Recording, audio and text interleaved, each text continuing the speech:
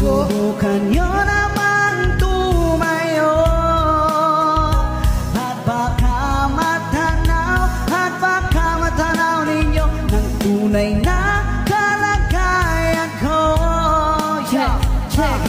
Tao po, nandiyan po ba kayo sa loob ng malaking bahay at malawak na bakuran? Mataas na pader, pinapaligiran at nakapila mga mamahal sa sasakyan. Mga bantay na laging bulong ng bulong, wala namang kasal pero marami ang nakabarong. Lumakas man ng ulan ay walang butas ang bubong, mga plat at kutsara na hindi kilala ang totoo. Ang kanin ay simputi, nagatas na nasa kahon. Kahit na hindi Pasko sa lamesa ay may hamon. Nasarap sigurong manirahan sa bahay na ganyan. Sabi pa nila ay dito mo rin matatagpuan ng taong nagmamayari ng isang upuan na pag may pagkakatao'y pinag-aagawan. Kaya naman hindi niya pinakakawala kung makikita ko lamang ay aking sisigawan. Kayo po na nakaupo, subukan nyo naman tumayo at baka matanaw ninyo ang tunay na kalagayan ko.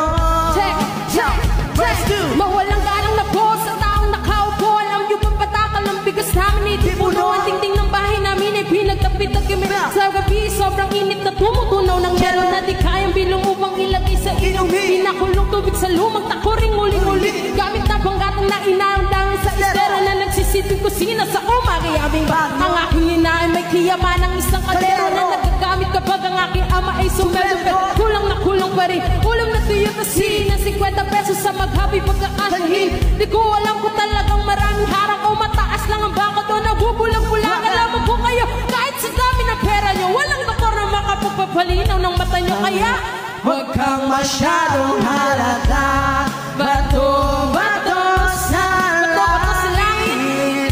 Ang mata ay huwag magaling. Bato-bato sa langit. Ang mata ay huwag masyadong halata. huwag kang masyadong halata. Huwag kang masyadong halata. Huwag kang masyado. Huwag kang masyado. Huwag kang masyado.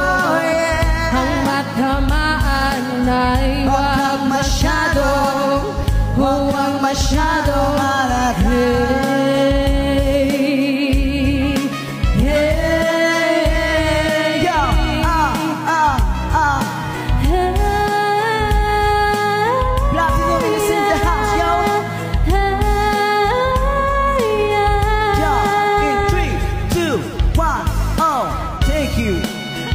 This song is brought to you by Platinum Karaoke ng Bayan. Yeah. Thank you, ma.